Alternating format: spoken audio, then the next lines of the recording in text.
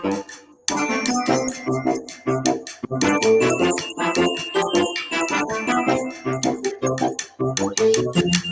Blue Thumb Productions presents the Podlie Podcast. Here's your hosts, Podlie Bill, Podlie Cliff, and Podlie Paul. And hello, everybody. It is the Podlie Podcast, and it is episode 143. Except we're missing Podlie Paul, Cliff. And, we're missing Paulie. We're not sure if he's having technical difficulties or what maybe the issue is. But and good evening, William Seltzer. First in tonight. Ooh, You're first in, Mr. William. Hey, Marvin's that's what? second. How many points we're doing now? 3,500 still. 3,500 points, William, just for you, my friend. 2,500 from Marvin and Nicole. I'll give you 1,500. 15? Oh, 15. Look at that. He's generous, Nicole. Give him 1,500. It Nicole. is. Yeah, just because she said hello, lovelies. So, well, there you go. That deserves 500 points. If I ever saw that, if I ever knew somebody who deserved it, that would deserve it. Yeah, no, for sure. And Mr. Kirkland, the second William. Yeah, and Laura as well. Evening to you. Everybody's jumping in here. Hello, Laura. So, how are you? Epi 143. And now Nicole says, thank you, lovelies. Nicole, I like you best. I'm just saying, Laura. Laura never calls us lovelies, you know. So, Nicole, No. That's why you're my favorite. Yeah, she's our best. She's our best friend. Yeah. So again, as mentioned at the top of the show, it looks like Paul might be finally joining in. Just a little bit late. It's about here. time you showed up, Paul. Yeah, we're already halfway through the podcast. I'm sorry, who was it that said that? Wow, finally here. Hey man, I torture everybody about time you showed up, and you know what? No one is immune, including myself. This is very true. Sorry, everybody. I had computer issues. I'm on my phone today, so We can tell because you're shooting vertically, not horizontally. yeah. No, let me fix that. There we go. Oh, I thought maybe he was just lying down.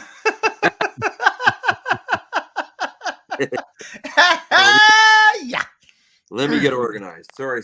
Had major issues here. not a problem. Hey, the week before it was mine. I couldn't get my cheap USB working in my microphone. Remember? I thought my microphone was hooped. Nope, it was just a stupid cable. Well, I think that's what my issue is, Cliff. With this one, I thought my computer was plugged in, but it's not. And now that I've got it plugged in for the past 20 minutes, it's still not giving any power. So, oh, cool. Well, it might take a little bit. Yeah. Well, yeah. So last week or whatever, I thought my mic was hooped, and I was kind of bummed about that. Turns out it's not. Turns out it's basically just the cord. I mean, I don't know how a USB cable just gives out, but hey, what do I know? Yeah. Anyway, Sometimes they will go. So since you're last in, Paul. Yeah. There's recompense, Paulie. There's always recompense, buddy. You be the first one to I guess tell us how your week's been. Busy. It's been good. Been busy. Oh, hey, hockey fans can appreciate this. My son on Saturday got his very first hat trick. So, nice. Yeah, it's very cool, dude. Yeah. That's awesome. Yeah, he was over the moon.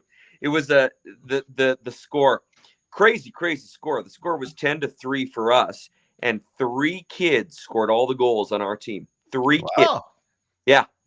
And 3 kids scored all the goals, and 1 kid scored 3. That's pretty good. And the other, I don't know. I don't even remember the other kids, but on the other team. But yeah, it was. So he got his hat trick. Yeah, no, nothing. Status quo. Big week for me, guys. Juno week. I'm very excited. Well, when is that? That's this week. Yeah. No, but when? Like what day? Monday. Junos are Monday. So I've got a whole bunch of orientation meetings coming up. I have, I think, a training meeting coming up, and then get to know you meeting and stuff like that. So it's going to be a lot of fun this week. Awesome. Hey, good for you, man. That's awesome. So if a person did not, subscribe to the cable genre, right? Can a guy watch that someplace? Did you know? Maybe online on CBC. CBC, I think. Oh, is CBC carrying it, or it'll be on Gem? It'll be on Gem then. Could be on Gem. Yeah. So yeah. It's funny, right? I'm not the biggest CBC News fan and all type of stuff. But CBC as a whole, with the documentaries and the music and all, and the hockey night and all type of stuff, man, I tell you, that's awesome. Jem. They do good music coverage and a lot of that type of music, thing. documentaries and hockey and all those wonderful things that they put on. Man, I'm right there, and over the years, I mean, everything from what's his name, Suzuki, to you name it, have educated us throughout the decades, right? So, well, it's a lot of fun because on CBC right now they've just premiered a show called Push, and what it is, it's about probably 5, 6, 7 people just living life on wheelchairs, and I've heard about that show. Yeah, accessibility and stuff like that. Bill and I have happened to interview one of the people in past. You remember that, Bill? Being Gil? I do remember Gil. Yeah. And then I happened to work with another one that's on that show at Employabilities. Aleem is on that show. So I haven't had a chance to watch it yet, but it's supposed to be a really, really good show. So all about living with, mobility issues and stuff like that. So, yep. And like in any particular city, are they talking about, or Edmonton? Oh, Edmonton. Edmonton filmed, Edmonton produced. Yep. Oh, genius. So I hope they're talking about, there probably are obviously accessibility issues in different areas of the city. Boy, Cliff, I'm so happy that you say issues, because there are accessibility issues. There's lots, man. There's lots. I have a friend of mine who's in a wheelchair. He's wheelchair bound, and I always think of him when I see certain areas of the city. I have a very good friend of mine. Her name is Olivia. I think she probably sometimes watches this. I'm not sure, but Olivia, she lives right downtown. She's not wheelchair bound, but she's got a walker and all that sort of stuff. And I tell you what, when it comes to accessing certain services or certain buildings or certain areas, it's not an easy task, right? And I think anything that can shed light on this for these people, there's no excuse for it. Not in our time, not in our year, not in our financial situation that the city is in, not the amount of taxes that we're paying. You put that all together, and there simply is no reason why every single solitary individual who is mobile on their own cannot be mobile anywhere in the city. I don't think that's an unreasonable request for 2023. Yeah. 100%. And Cliff, that's an exclamation mark. I have no. You said it best. That's an exclamation mark. Drives me crazy, man. 100% insane. Yeah. So, having said all that, gentlemen, that was my week. Excellent. Hey, good for you, Podlie. Looking forward to hopefully seeing you, and I wish you absolute 100% the best. I hope you're comfortable. I hope you're on. I hope your performance stuff comes out and shines. So it'll be fun. Yeah, it'll be fun. So I have no idea what to expect, but sometimes the unexpected is a lot of fun. So. Hey, man, new experience is always good. Yeah, 100%. And you guys? I was just gonna say, Cliff, how about you? Not bad. Busy, not busy. It's just a great little combination of things going on at the moment, which I really like. Spend some time working, spend some time visiting, spent a little bit of time with music, and I can't believe it. I think I probably even got about 4, maybe 5 hours into a book, which for me, I haven't had this chance in a long time, and I really miss it. And it was kind of cool. Took effort, when I was in the car having a coffee, get the book instead of the phone. When I was jumping to bed, get the book instead of the phone. So it took a little bit of discipline, and I was surprised at that, because I'm a reader. I am a born, genuine reader. I mean, I know a lot of people talk about reading, but many people actually don't read. Even the ones that talk about it, but I'm actually a reader. If I don't read, I get grumpy, right? So, so it was really surprising to me that I had to work at it, which is really saying something about how when you let go of something, even something that you love so much, other things take over and fill the gap. And my advice to anybody, be it reading, be it anything, don't let the gap get filled. If you stop doing something you love, don't let that gap get filled. Let it be a hole that bloody well festers until you get back to that which you love. Yeah, that's my mantra for the day. But yeah, so So I got to that. That was really good. I really enjoyed the book, obviously, and got to even do a little music and hang out with a musical chap friend of mine, etc. So it's been nice. And then and at the same time, work has been relatively steady and all that type of jazz. So. Excellent. And you, That's Bill? good. Yeah. Decent week. My grandson played in the world's longest hockey game this weekend. You know about there, sir. Acres. Yeah, that went very well. We went out on Sunday for a little bit and watched, and they made their goal, of their fund. So it was 250,000, but as of today, they were over 280,000 in raised funds for kids with cancer. And they had a really good time and went really well. He was playing 1 a.m. shifts and 3 a.m. shifts, and he's a big boy. He could take it. And all the kids had a good time, and the facilities that Dr. Brent Sake has built out there are pretty amazing. I got to see the dressing room for the first time. I hadn't had an opportunity to see it because they don't let everybody in there, that he's built out there and stuff for the players and everything. And he's got some really good facilities, and he's got like 3 Zambonis. So when they take a break, 3 Zambonis come out and clean the ice. And wow, it's quite the facility and organization that they've done. Now, this is the first kids' world's longest hockey game. It's always been adults before, so it's the first time they've done it with kids. So it went very, very well for sure. There's some Oilers alumni out there, and the Bill. What's that, Paul? Kid Phil today. Is he tired? They stayed home. A lot of the players stayed home from school. The world's longest hockey game actually wrote a note and said, "This child played in the world's longest hockey game, so he may not be at school today." That's awesome. That's awesome. So, and his mom was really heavily involved too. She was one of the liaisons, and she was there helping out most of the weekend and stuff as well. And of course, she's a nurse as well. But it went awesome. They were home sleeping today. I don't think he got up till almost 11:30 at least. I think his mom said after all the hours on the ice this past weekend. But they had a blast for sure. That's awesome. So it wasn't a Guinness Book of Things, right?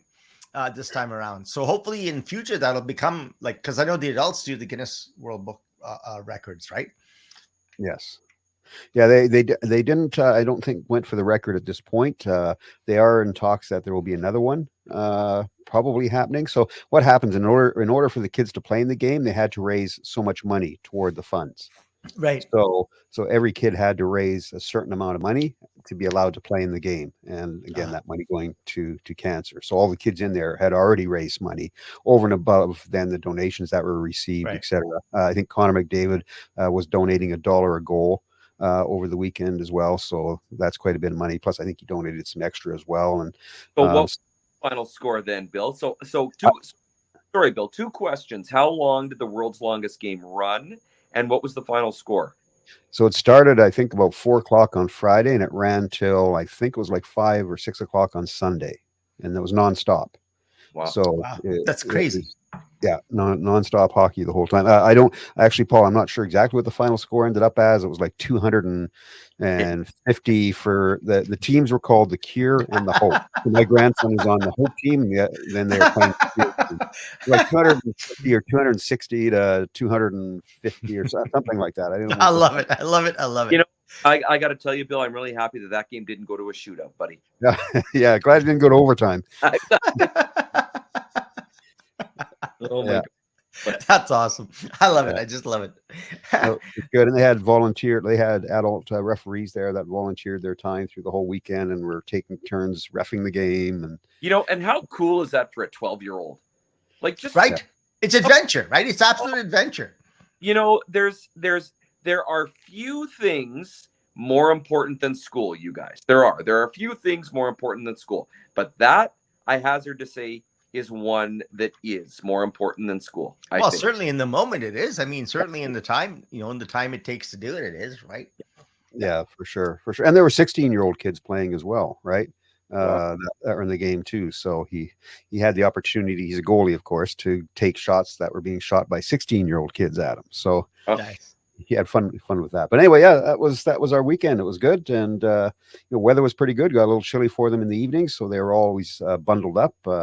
I know there was at one point he was wearing supplied to him by one of the referees some ski goggles because the sun was right in the goalie's eyes. So he was It's a wearing good ski trick, goggles so eh? he could see the puck when it was coming down their way and stuff. But Yeah. yeah, it's like I say, good time. Oilers alumni were out there, and Hunter from the Oilers mascot was out there, and at different times, and Very cool. RCMP were out visiting at one point on Sunday when we were there. They had one of their cruisers out there, and every time somebody scored, they'd run the siren on the cruise. Very love it. Love it. So, but yeah, no, that's been again steady work wise, and yeah, that's what I've been up to. So hey, but I wanted to ask this before we get into the rest of it, Paul. So did you get Depeche Mode tickets? Yeah, question. 30th row on the floor. Oh, dude, that's awesome. 30th row on the floor. Good for you. I had saved up. Well, not saved up. That's not true. I had pinched and saved and borrowed and stolen because I have no money. So I managed to get 30th row on the floor with my two very good buddies, and Bill, you know them, Tom and Colin. And yeah, so I'm absolutely I'm shivering for November. I'm so excited. Good for you, man. Good for you. I'm happy for you. Yeah. There's nothing like seeing your favorite band. There really isn't. There just isn't. There's nothing. That's just something. This is something about that, right? There's nothing like it. And I mean, for all intents and purposes, after the death of the member there last year, we didn't think, DM fans, we never thought that they'd tour again. We thought that they'd fold. So we have a funny feeling as a global community that this might be their last tour. So I have to see it. No, you said 30th row on the floor. Now I'm assuming your ticket price included a chair. Hey, if it includes, I'm sure you'll be standing anyway, but I'm just asking. I'm only going to use the end of it, so it's all good. Paulie's just going to rush the stage anyway, right? So. Yes. Well, that's and you know what? That's the crappy thing. I'm a little guy. I don't know how much I'm going to see. I'm not a tall guy. My one buddy is 6'6", 6'6". One buddy. Sit on his shoulders, Paul. He's well. Hey, don't think I'm not going to ask. So sit on his shoulders. Stand on the damn chair. So last time I think I was 17th on the floor, and I had a really good time. I saw a lot. So we'll see what happens. You know who's coming? Is Kiss coming in November. Yeah, November as well. So I'd love to see. Yeah. Are they still the original group? Everybody, the drummer and lead guitar player are not the original. Ace is gone. Yeah, Ace is gone. And Peter Chris is gone too. Peter's gone. Pete's gone. Pete Chris. Yeah. Yeah. But the lineup that they have now has been the lineup they've had for probably the past quite a while, right? Years. Yeah. 12, 13 years. Yeah. But yeah. Well, that's good, Paul. Like I said, yeah, just sit on your butt on his shoulders. He's 6'6", so when you're up there swinging your shirt around when you've taken it off, you can be up there on his shoulders. Well, it's kind of funny what Cliff says. Cliff says there's nothing like seeing your favorite band in concert, and I got to wait until November, and I'm shivering now. Like I just so excited, That's awesome, dude. That's awesome. Yeah. So, yeah. Life's good, boys. Life's good. And the last thing, Paul, just so you know, your cupboard door is open. Yeah, I know. I was getting a coffee. There we go. Done. Gone. Okay. From the angle, I would never have guessed that you could reach that. From the Bill, like from the angle of the picture, I would never have guessed you could have reached that. You should see my sky hook, baby. Well, I mean, trying to fix my darn computer, running around like a chicken with his head cut off, trying to get on the website. I've got a bunch of doors open, as a matter of fact. So, were you hoping that if you opened up your cupboard doors, you'd get a better signal, or reception, baby? The reception, baby. It's all about reception. The cupboards are my rabbit ears. That's what I was say. The old rabbit ear standing there holding it. Don't move. I got the perfect signal. Hold it. I love it. Love it. And Nicole says she's uber jealous of you that you'll be hobnobbing at the Junos, Paulie. Hobnobbing. can't That's such a wait. great word. I wonder where the word comes from. Hobnobbing. That's a very interesting word. Hobnobbing. I mean, I can guess. I will tell you something that my knob is definitely going to hob. Gonna hob, eh? Okay, good. Yeah, because I mean, if I look back at the etymology of the word hobnobbing, I'm sure we could come up with theories. However, it's quite a funny word. It's a word. I'll let you know, Nicole. I'll let you know how my knob does. Okay. What about the hob, dude? Come on, balance. Well, we already know my knob is going to be. Okay, we know that. The hob is being knobbed. That's all you can That's say. right. Oh, and she says, Cliff, what genres of reading do you enjoy most? Nicole, it's mostly and probably for the most, I would say solely, the literary fiction. So I don't know how you wish to define that, but it's the literary fiction that draws me the most. I'm not really a horror fan or a comedy fan or a rom-com, whatever they call. What do they call it? Yeah. So in books, I'm certainly not that. I'm a person that needs to be challenged. Like if a book does not give me some sort of sense of the great, of the greater world, of the greater humanity, of all the wonderful stuff, then it doesn't. Time is limited, right? That's the problem. Mm-hmm. So literary fiction of any kind, including old, including new, doesn't matter. Everything from the classics. On my list to read is Jane Eyre. Because I like the language, and my wife tells me I like it. She just read it some time back, and she tells me I like it, so that's on my list. So I don't really sort of make distinctions of as long as it's in the literary fiction genre, then that's where I like, and I like some biographies as well. So or memoirs, but mostly biographies. So just wanted to mention there, Paul. Nicole says, "Dude, no, I don't want to know about that knob." There is going to be a whole episode next Monday on how my knob hobbed this past weekend. Out hobbed. Right. That's right. Yeah. Laura says you got better tickets than her manager did. Oh, did I? Yeah. Oh, all right, cool. Good for you. You can rub it in. Cool. Ha! Bastard. That's interesting because it was kind of interesting because I would have, by virtue of the fact that tentatively think that this might be the last tour, I was going to go for broke. Like I was going to try and get, first 5 rows, but those are $750. Listen, as Mitchell says, you might as well go for broke because nobody hurts. Tempted. Good old Canadian boy, man. That's good advice from a good old Canadian boy. Agree. Oh, and by the way, Cliff, see what Nicole says? Where's that? Nope. Her. At least it's not a 1, 2, 3, 4 Saturday. Guys. Saturday night's all right. But before we get to our topic, so on that note, we've talked about this a little bit before, Paul, but what was the ticket process like getting the tickets? I didn't get them. My buddy bought. But what was his process like? Like, did he have any issues getting online to get them, or like, what was it like? He never told me. He never told me if there were any issues. So tickets went on sale 10 a.m. What is it? 2 weeks ago now? Last week? Something like that. And here I am at work. Actually, I don't think it was a Saturday. I think it was a week. It was a Friday, Thursday or Friday, wasn't it? Yeah, I think it was. I think it was a weekday. So I'm at work, right? And I'm ticketing. Or I'm messaging him. And I said to him, "Are you ready? Are you ready? Is there your computer on? You got it, And he kind of gave us 5,000th in line, 427th in line, because it went really fast. The queue, yeah. When you see 5,000th in line, you're nervous. You're going to think, "Oh my God!" But I guess the line went really, really fast. And within about 15 minutes, he was done. He got 4 tickets, bought 4 tickets. So one of which was claimed by me. So back in 1991, when Paul Simon came, this was he's my Depeche Mode, right, Paulie?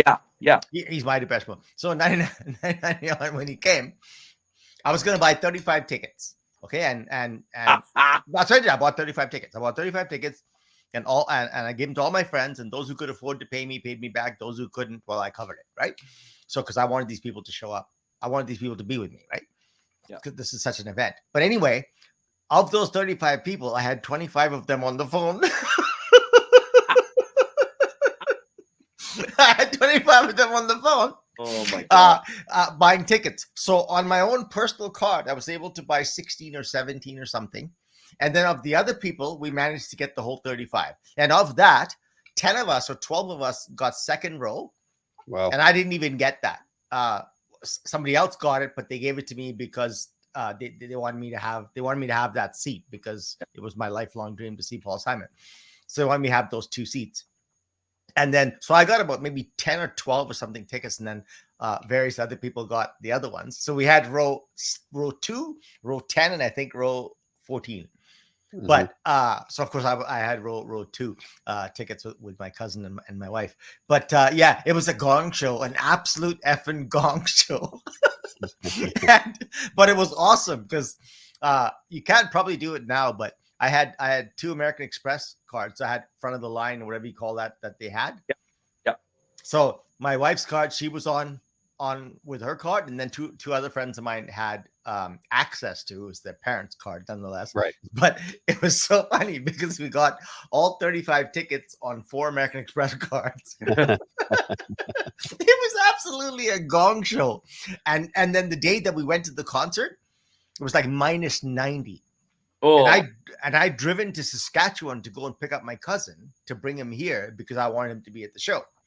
So I'd driven 8 hours to go and get my cousin here, and my wife's brother as well, who lived in Mill at the time, blah, blah, blah. And then when we were going, we got a flat tire. Oh, well. Oh, no, not in cold. When it's cold, that's a pain. It's cold. So it was a crazy time, but we all made it. We all got seated before the concert started, and it was freaking epic, man. It was just epic, right? Yeah. It was fantastic. He had an 18-piece band, like 5 percussionists behind him. And here's little old Simon in the front leading everything. It was just so great. It was worth every stinking moment of effort. Yeah. And I suspect that's what you're going to feel when you see Depeche. Well, it's kind of funny because when I saw them in 2017, my buddy's a music producer. So he has he's got friends in the music business, local and in Europe, because he's originally from the Czech Republic. So he had a little bit of intel of where they were staying, what they were going to be doing during their stay. So after the show, we went to a hotel, and the lead vocalist was there partying, and we oh yeah, nice. I got one of the signatures on my ticket because I had a physical ticket. The drummer from Depeche Mode, I got to shake his hand. So Cliff, the concert was epic. The after no kidding, like awesome. It was unhinged. It was unreal. I couldn't believe it. So hey, these are the moments, man. These are the moments you remember, right? So well, and you know what, Cliff? These are the moments that you remember. That's 100% right. You know what else? Last night I'm hanging out. I'm watching TV, and I'm on my phone, and I'm talking to a musician friend of mine. And we're just talking music. We're just talking concerts. We're just talking, Pink Floyd in '94, and sleeping over for Garth Brooks and Pink Floyd tickets, and first concert, and U2 Spider Tour, whatever that was called. Yeah, it was crazy show. It was great show. Awesome. It was awesome last night.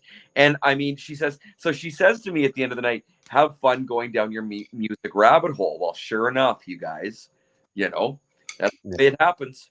The way it happens. The way it happens. Right? Awesome. I just want to say this quickly because Laura is our topic policewoman. She already made the point. Oh, halfway in, and we're finally getting to the topic, she says. Speaking about halfway, good evening, ladies and gentlemen, and welcome to the middle of the podcast. And now she's giving you that cue as well. Look at Laura is right on top of this.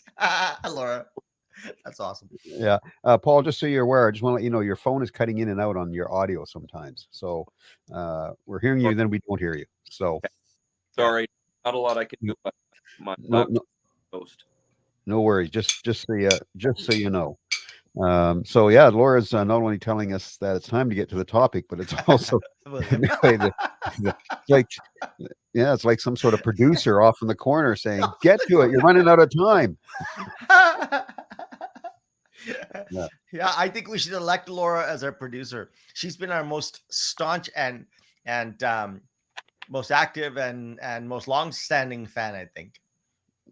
Yeah, for sure. Well, we did have a topic, Did we now? which I don't even know how I came up with this one, to be honest. It was 2 weeks ago because we weren't on last week. That's right. But it was along the lines of, if you had not eaten for 30 days and now it was time you could eat, what would be the first thing that you would eat? So again, if you haven't eaten for 30 days and now you can eat, what would be the first thing you would have? Like, what would you say? I got to have this. Oh my. That's tough, man. I'm a guy that loves food. I mean, I genuinely love food. I love my wife more, but not by much. Okay, I love food. I'm sorry, Leslie. I'm kidding. Put a raw She there? steak in front of me, and the decision's going to be that much difficult. She's not here, Bill. But if she watches this, I might be in trouble. But nonetheless, just all of a sudden, I was waiting for a comment for her just to pop on. And just to pop on is like, what? Oh man. So Nicole says, so that's a tough one. Nicole says anything you could get your hands on, and William Kirkland says pizza. Pizza. Hey, but Nicole, that's going to be a hard choice for you, Nicole, considering you're you're an epicure meal person and you do a lot of meal prep and all type of stuff. Yeah. I mean, you'd have a fridge full of choices at the end of the 30 days. I mean, my God, that would be a tough choice. Yeah. Laura says butter chicken. Butter chicken. Nicole says Cliff is Joey. Joey doesn't share his food. And he loves food more than anything. Yeah. How you doing? Yeah, that's right. I don't know. What about you, Bill? Well, I'm just thinking about the butter. I like butter chicken, but whenever I hear that term, it just makes me think of a chicken carved out of butter. Out of butter. And if you shake your head a lot when you say it, it sounds very, very good. Very, very good. It sounds very, very good. Very Yes. good. Butter chicken sounds very good. But you gotta shake your head. You cannot do it unless you shake your head this way, okay? But that's only when you say it's very, very good. Very, very, very, very, very, very, very good. Wait, you're right though. Butter chicken. Oh my God, that's awesome. Yeah, no, that'd be good. For me, I think it would have to be prime rib. Wow.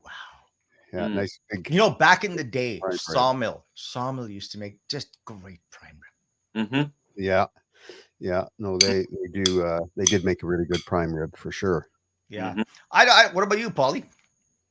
This is a very interesting question too. I would have very easily said pizza about maybe even as recently as a year ago, but I'm because pizza, for 48 years has been my go-to, my number one, my my death row food. But I don't know, I'm kind of getting away from it. So this one's kind of a tough one for me. I don't know. I would have to say, I'd still say pizza, but I think, very close second.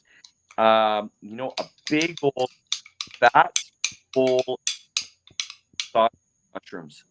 Say that again, Podlie. You cut out. Just sauteed mushrooms. Oh, a big old sauteed mushrooms. Just wow. a big old. I'm a fungus guy. Wow. I have a guy that I work with, and actually, Cliff, you met him when you came out to our tour. His name is Amin. Amin. Yeah, Amin, and I introduced you to him. Yeah, I remember him. Yeah, remember but he loves onions. So just onions in general. So and that's the big joke with him. If you go to like a restaurant, or if you're buying a hot dog or a burger or something, he loads up on extra onions.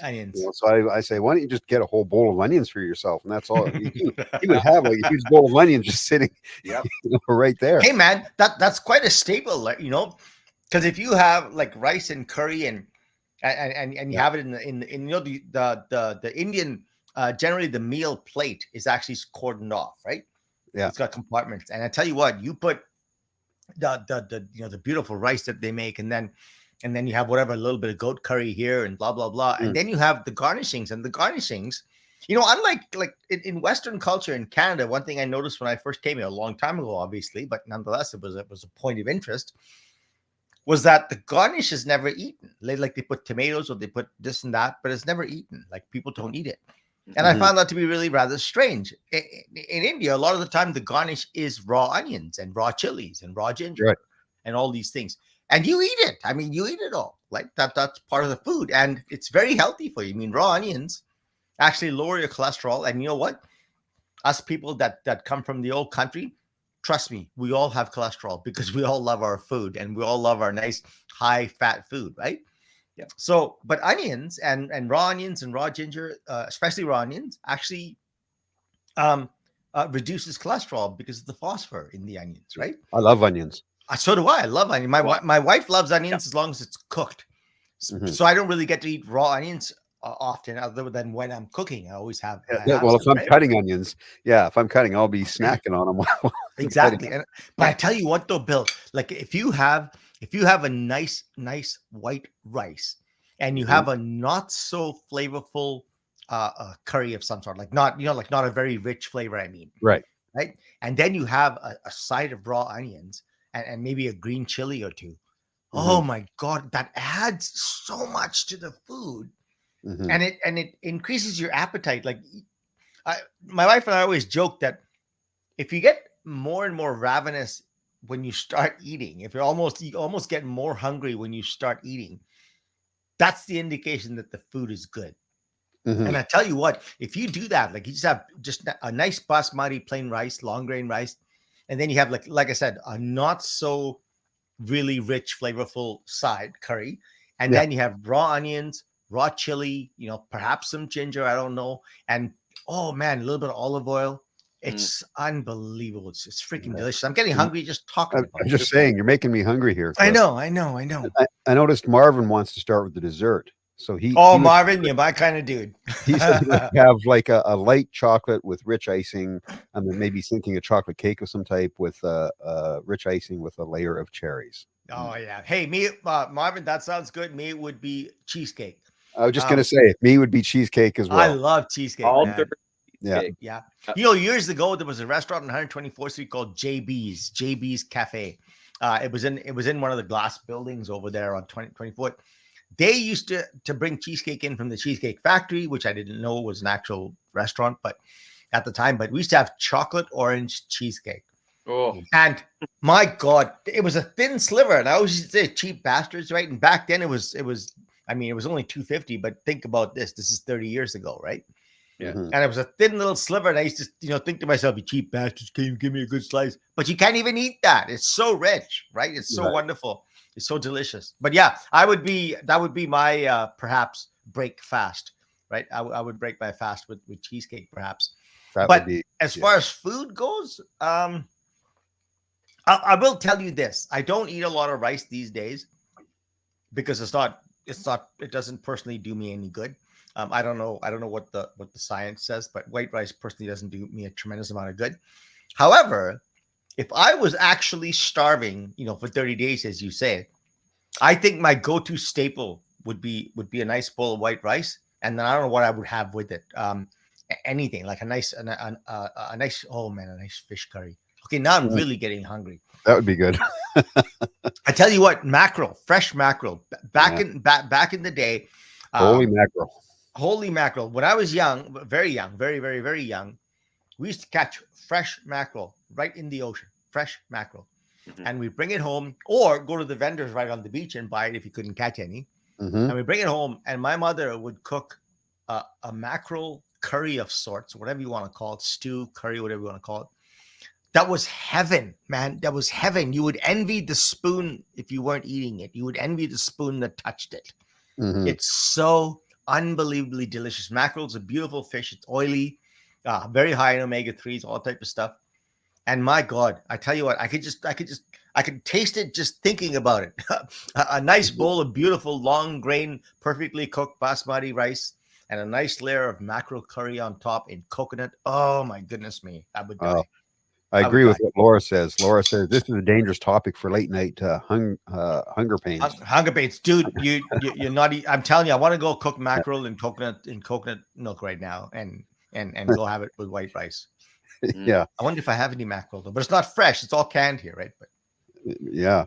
I was going to say, pretty hard to go out and get some fresh mackerel tonight. I think it may be a little tough. yeah. You know what Okay, I- but now I'm starving you guys. What? You know what I like- Unbelievable. Cliff, is I like to do. I love tofu. I love. Oh, you tofu. do, eh? Oh, I absolutely love tofu. I'm only learning now, Podlie. I'm only learning that I like it now. Oh, I love tofu, and it's in. I love tofu in all of its forms. So there's the tofu that we all know, which is the white stuff. Right. You you can get it soft. In China, there's also the noodles. They look like noodles. It's tofu. I don't know the English translation, but it's called dopi, and it's amazing. It's tofu, but it looks like spaghetti. It's so good. Amazing, absolutely amazing. I don't know how to cook it, but I actually bought some and just deep fried it with a little bit of whatever spices I could add. So all I gotta do is do just that. And what I do is I put coconut milk and I put a curry in it. I put a curry in it, and I chop up some and I julienne some onions, and I julienne some green peppers. Oh my gosh! Oh, nice, eh? Sounds good to me, man. Wow. listen to Paul use these cooking terms. I know, right? knocked you off my chair. I just love it. It's he didn't put a Pop-Tart in the toaster, Podlie. I'm impressed, dude. Pretty good. Pretty good. Yeah. I tell you what, I bought some. I tried it out. This was a few months back when Leslie I just wanted something different, and Leslie had been away for a couple of weeks, and I was like just starving because when she's not around, I don't cook, right? Because I'm the cook in the family, but then if she's not around, I'm like just fast food, right? But I got tired of fast food, and I was in the store, and that's what I did. I bought some of this white tofu. I diced it up, and then basically I deep fried a little bit of spices and added some coriander or cilantro, I guess you call it, and a little bit of parsley, and fried it up in there. And then I separately fried some eggplant and carrots and a little bit of long beans, and I put that all together. And again, on a bed of rice, which is redundant, gastronomically redundant, because tofu is a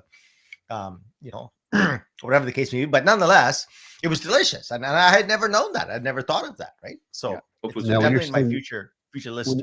When you're saying deep frying it, Cliff, so you actually did you put it in an oil deep fryer, or did you air deep fry?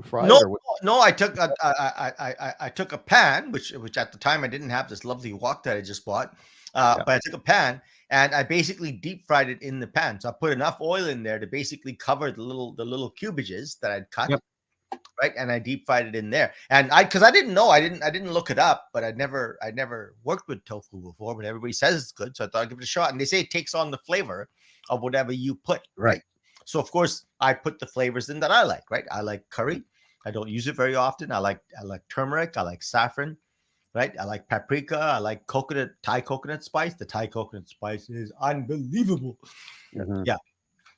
So yeah, it was really good, and definitely something I got to try again.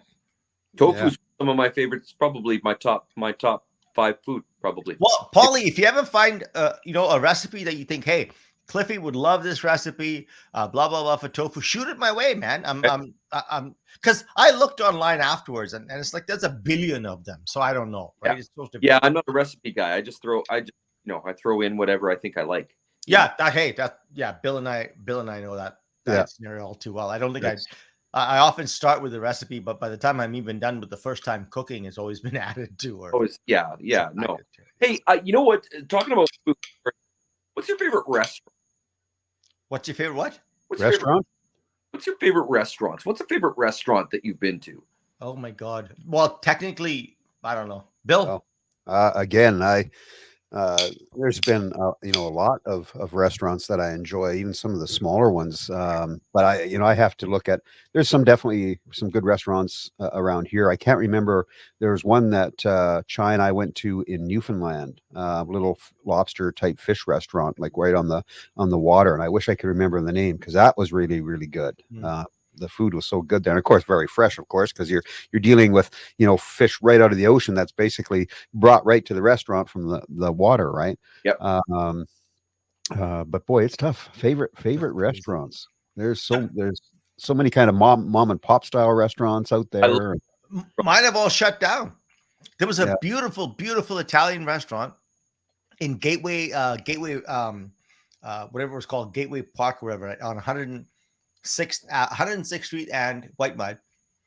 Beautiful little place called Puccini's, and it was owned by, there again, just a couple. They had 26 seats.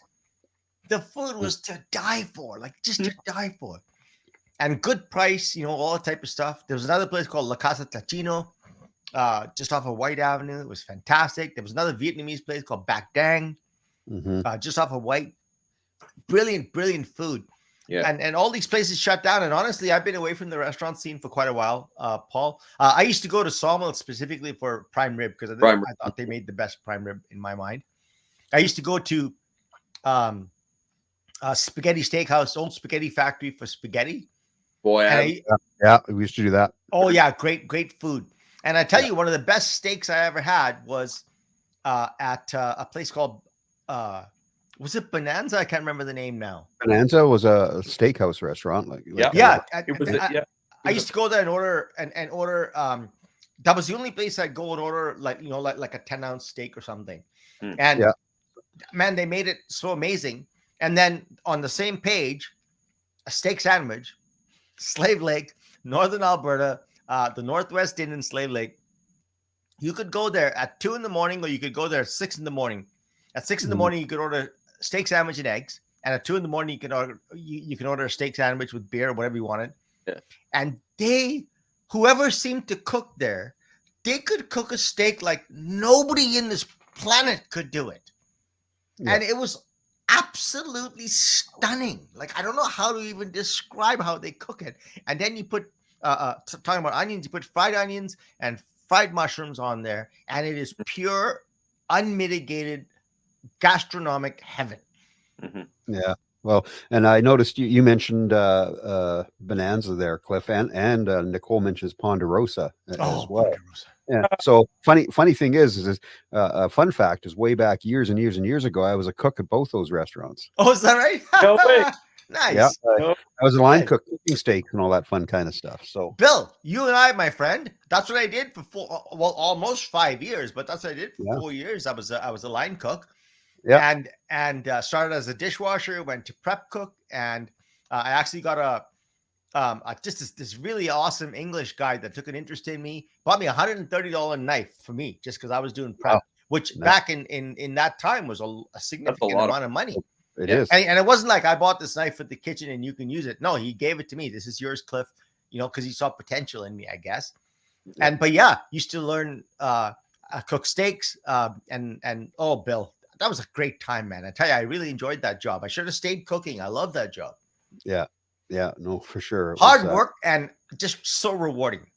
Difficult, hard work is right, especially when it hit those dinner rushes and things like that. You're flying and long hours, and you're flying, keeping your grill separated, because I'd always have one side of my grill was rare, one was was medium rare, one was and blue then rare, somebody orders eggs. One was well done, and I always had that separated, and then somebody wants something, so you got to fire it in between. Yep, that's somebody ordered eggs separated.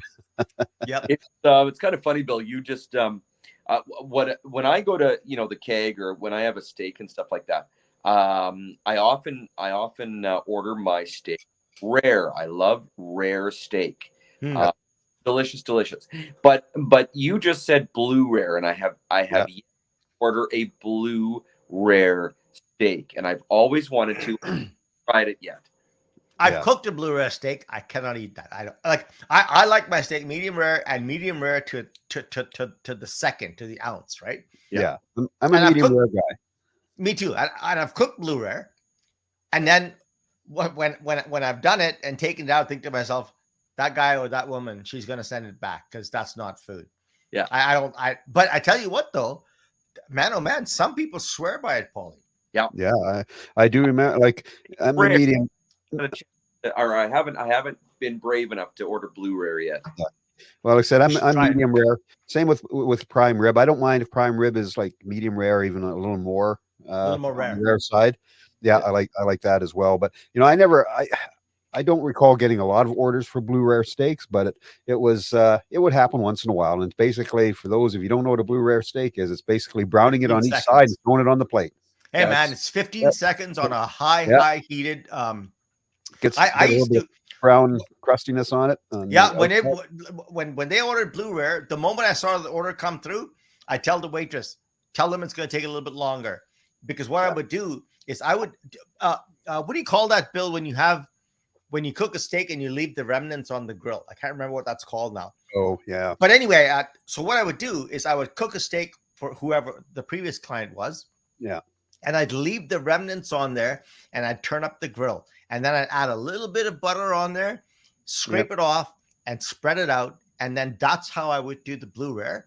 And everybody said my blue rare steaks were awesome, because I would turn the heat up and I would use that from the previous steak, right? Yeah. Add a little bit of butter, mix it in, and then you could hear that, man. When you put that steak on there, it would go.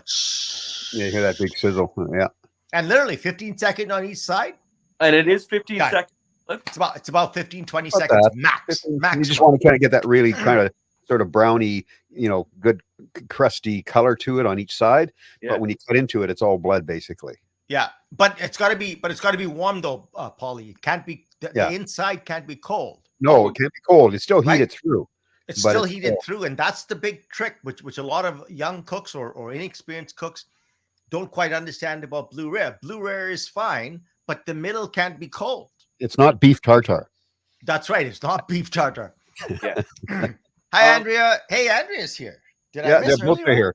They're both here. Jeremy as well. Apparently, Jeremy's sitting beside her. They're just listening on the phone. Oh, nice. Hey, Andrea. Got new glasses. I did indeed. Look at that. Very nice. When did you get those, Cliff? I've had them for a while now, probably a month. Oh, nice. A month or so I've had them. Huh? He just couldn't find him. I do. Yeah. I've had them for about a month or so. They're really nice. The only thing though, just because Bill has been talking about motorcycling lately, my last glasses I got from Costco, this is not an ad for them, but the last glass I got at Costco, and they were transition lenses. And then of course my helmet is also has a photochromic visor. When I put the visor down, the Costco lenses would change instantly back to normal. These ones, I come in from the house and I have to wait for them to detransition back to light. So I'm hoping that that's not a problem. But otherwise, they're really nice glasses. I mean, I got them from Superstore Optical. Nice. And they're I got them at just after Christmas. Got them just after Christmas. Nice. Yeah. Anyway, hey, Andrea and Jeremy, thanks for being here. Sorry to cut you off, Bill. Thanks for being here. Sorry, Bill, say again. No worries. I just gonna say the only reason I've been talking about motorcycling, if people wondering, is so we actually have our lessons booked. So in May, Chai and I are going for our lessons, so that'll be fun. That's gonna be good. And then in May, end of May, you'll have a We'll see. I don't know how it'll be. Yeah, we'll see, because we just bought our new car as well. So oh yeah, that's right. Yeah, thanks, Andrea. It's very sweet. She says I look cool. Thank you. It's very sweet. Yeah, looking very very good there for sure. I'm just going back here because I saw a comment from Nicole. She says, "So Bill, does that mean you know how to make a Chicago style steak?" You know what, Nicole? I don't remember making a Chicago style steak in all the ones I was doing, so I would have to say no. I just can't remember making. Can't off the top of my head remember either. What is it? Making something long? Yeah, I'm not completely sure what a Chicago style steak is. So obviously, if I don't know what it is, I probably don't ever remember cooking one in the restaurant. Yeah. Question, boys. We all talked about blue rare. Yeah, I've heard talk that there is a white rare. Is that correct? Never heard of it. Never heard of it. Okay. No, I haven't heard of it, but Yeah, no, blue rare is rare as you're going to get, other than, like I said, and it's not beef tartare. Yeah. I tell you, the quest for me is always that perfect medium rare steak. Yeah, and there are a few people that when you go and you say you want a medium rare steak, they cook it to the point that it's medium rare when it gets to your table. it's not medium rare in the kitchen. It's medium rare at your table, and that makes a big, massive difference in the cook. Mhm. And when I was learning to cook, especially from that that English guy, his name was Michael Weatherly. I just remembered. He went back to England, but anyway, when I was learning to cook under him, he would tell me it doesn't matter what the plate leaves when it leaves the kitchen, Cliff. That's not what you paid for.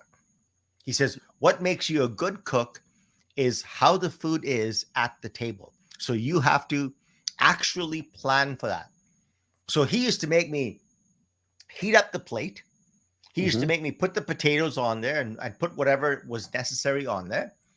And then he would tell me that I need to judge how much more the steak is going to cook by the time it gets to the table. Mm-hmm. And that's how you that's when you take your steak off the grill. And man, oh man, I tell you, that's what these chefs do. These chefs do that so well. Like if you order a really nice filet mignon, right? And it's this thick. I mean, how do you cook that through and make sure it's cooked through and through? Mm-hmm. If you go to the Chateau Lacombe restaurant and you order a couple of filet mignons, right? I don't know what you pay for it, so you better be good. But if you order it and you get it to your table, if you order 2 of them, you cannot eat both of them and have them be cooked at the same level, because by the time you get to the other one, it's not cooked the same. Right. That's how specific these chefs are, and it amazes me and it thrills me actually, because when you get it right, it's a thrilling thing to you know, when the customer says to you, "Hey, listen, that was the best steak I've ever had," right? That's awesome. Yeah, no, for sure. And you mentioned Chateau Lacombe, so that's the Laurent. No, yeah, it's now called. Oh, not now. It's been Laurent for 20 years. But sorry, I went there when it was the Chateau Lacombe. I just heard actually through a friend of mine who works in the hotel industry. Actually, is a manager of one of the hotel chains, that the Laurent is just reopening. So it must have been closed for a while during COVID. I didn't know that because he and some others there, I guess, they went new chef and things there. So it sounds like it's being revived, and I haven't been there for years. Dude, they used to make beautiful food. Yeah, they did. I remember having turtle soup there. Oh yeah, I had turtle soup there. First time I'd ever had turtle soup was there. It was actually very, very good. Chateau Lacombe, I tell you what, we went there. My uncle came from Australia. And my wife and I treated everybody because we wanted everybody to show up there. And we had, I can't remember, 8 or 10 people there. We spent 8 hours. Dancing and each different course. Yeah. Mm-hmm. And unbelievable, man. They treat you like gold. Obviously, who knows now, but back then, the food was amazing. The service was stunning. You know, the views of the city, obviously. As views up there are amazing. The restaurant rotates, you know.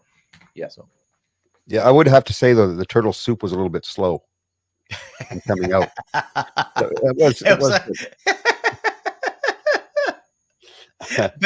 Bill. Thanks, Andrea. Andrea says, I like those glasses, Cliff. Thank you. I appreciate that, Andrea. Yeah. Laura's now telling us we have very little time left. She says we only have 5 minutes. It's actually 2 minutes. I think she's really wanting the producer job. That's right. Yeah. Yeah, it's making me think of my TV days when I would be getting the finger pointed at me. That time was running out and I had to get moving real quick. So, yeah, I never, ever in any situation ever saw this. Nobody ever told me to stretch things out. Everybody told me, that's enough. Stop it. Yeah, I don't think I ever saw that either. So on that note, we are less than a minute here, gentlemen. Mr. Wow, Cliff. how the time flew. Listen, you guys, I tell you this every single solitary Saturday, Monday. Thank you for showing up. Andrea and Jeremy, it's about time you showed up. No, I'm kidding. Thank you for showing up. We really appreciate that. It's nice to have all you guys here. Hey, listen, you know, it's fantastic to have you here. Please do share this. We're obviously trying to grow this particular podcast. So if you can, do share it. And perhaps get your friends to come in and listen up for a bit. I say this every Monday. I'll say it again. Podlie, Bill, and I, we really do appreciate you showing up here. And it's no fun without you guys. And we love it when you come. So please continue that. Must Listen Monday wouldn't be the same without you. And if for some odd reason you're listening to this later, where you have not watched it live, first of all, you could watch it live. But Bill? Yeah, you can watch it again on YouTube because it stays there on our YouTube channel, which, by the way, I think we hit 23 subscribers. Wow, we're getting up there. Oh, yeah. Rocking now. replay on Friday nights on soundsugarradio.com at 10 p.m. So you can replay or at least listen to the audio there if you don't have the opportunity to see us visually. And I guess that brings us to a wrap. There was a lot at stake in this last half of the show. And we got through that. And yeah, anyway, I guess what's our next one? 144. We're up at an even number for our next one. So. Thanks. All right, everybody. Have a good week. We'll see you all later. So long, everybody.